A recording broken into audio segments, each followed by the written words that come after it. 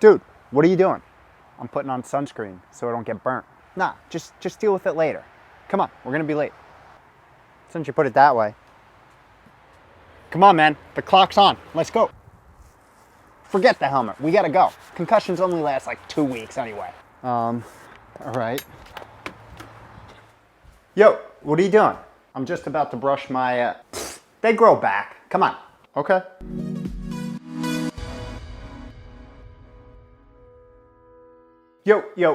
Yo, what is up? Welcome back to another week of How to Health Longevity 101 edition.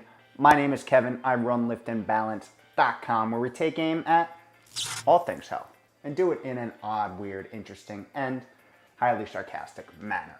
This week, we are touching on a topic that deserves a full 11 minutes and 42 seconds because it's a concept that needs to be put into practice if you're planning on living a long, healthy, prosperous life. And now that 11:42 is just gonna be in my head this whole time. I have no clue how long this is gonna take. Depends on how many questions you have. What was that? Oh, thought you had a question. My bad. The concept that we are honing in on today is the simple fact that prevention will always be easier than reversal. I'm gonna pause for a second because I want that to sink in. Because when you hear it, you're like, yeah, that makes total sense. It's simple, it's straightforward. If I don't want a particular outcome, the best way of avoiding it is by mitigating the risk up front. For example, if I don't want sunburn, I'll put on sunscreen. If I don't want a concussion, I'll put on a helmet. And if I don't want a girlfriend, I won't use deodorant. Has that been it the whole time? Yet, when it comes to something as significant as our own personal well-being, prevention is replaced by its more popular, high-rolling, P-word little brother, pills. That's quite the buffet you have there. Medication, supplements, whatever you want to call it. Things that aim to reverse or stop the progression of an undesirable condition. Why do you think this is the case? Well, quite frankly, because it's easy. That was easy. It's accepted. It's big business. And it allows people to carry on with the lifestyle that they're living, usually one-siding towards being unhealthy, until it doesn't. And that is the sad reality. I bet you've seen it. I personally have seen it way too many times. In fact, that's why this YouTube channel was created in the first place. Growing up, I watched loved one after loved one go down, until I finally said enough and started harnessing the greatest power any of us could ever collect. Knowledge. And this channel and all my social feeds are platforms to relay all this empowering data to you guys in an odd, interesting, and highly sarcastic manner, of course. What I'm trying to get to here is when it comes to longevity, aka living the happiest and longest life you possibly can, and doing it in the healthiest disease-free way as possible, the two tend to go hand in hand. The data points to prevention, or the delay of disease onset, as the key, not reversal. I mean, it seems blatantly obvious, yet our health problems at a macro global level continue to grow.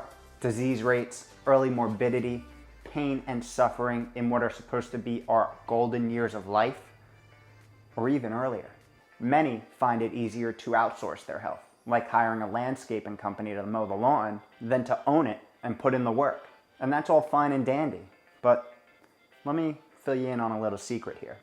No one is ever, or should ever, give as much shit about your health than you. And if you don't take ownership, becoming CEO of your health and wellness, your company may not exist as long as you had hoped for.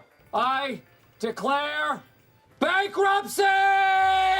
And I know I'm preaching to the choir here, because I know the reason that many of you are here is because you see yourself as your most valuable asset and are investing accordingly. And that is just awesome. And I find that a reminder and reinforcement of that fact is always helpful. Okay, now let's get to prevention and why it should be focused on here. And for this, let's look at our favorite 100-year-old friends, centenarians. The data on these Gandalf-resembling gems suggests that they are not special because they live longer once they get a disease. As renowned longevity scientist Nir Barzilai points out, the centenarians die from the same diseases that people 20 or 30 years younger die from. It's the delay of aging, not protection from one particular disease, that's important. Otherwise interpreted, they're special because they have some sort of protection against disease onset, whether genetic, lifestyle, environmental, or all of the above. I mean, that should tell us all we need to know. Can I stop the video? Keep going? I'll keep going. Here's the deal. Our longevity clock starts ticking once we exit the womb. Actually, I guess when we're procreated, but minor details. It's just a matter of when and what type of health we'll be in to lift up the gloves and give them hell. You feel me? Many centenarians have something special in their genetic expression that protects them. They were essentially gifted this bonus without having to try that hard. Some may and be focused on this for years, but others just get there. But what I'm here today to argue is that us mere mortals can channel those same longevity pathways without being dealt the royal centenarian flush at birth. Modern research is pointing out that the epigenome, or how our genetic code is expressed, is the real secret to health and longevity. This essentially is how your genome is regulated, aka what's turned on and what's turned off. And this can be heavily influenced on the environment that we put ourselves in, the daily actions, decisions, and lifestyle that we choose to live. Did you catch the key word there? We. You. Me. Us. We have a say here.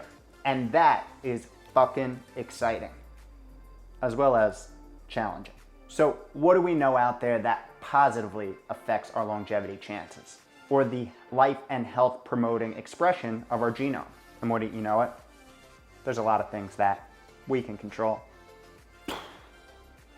Here are some key levers that you can influence.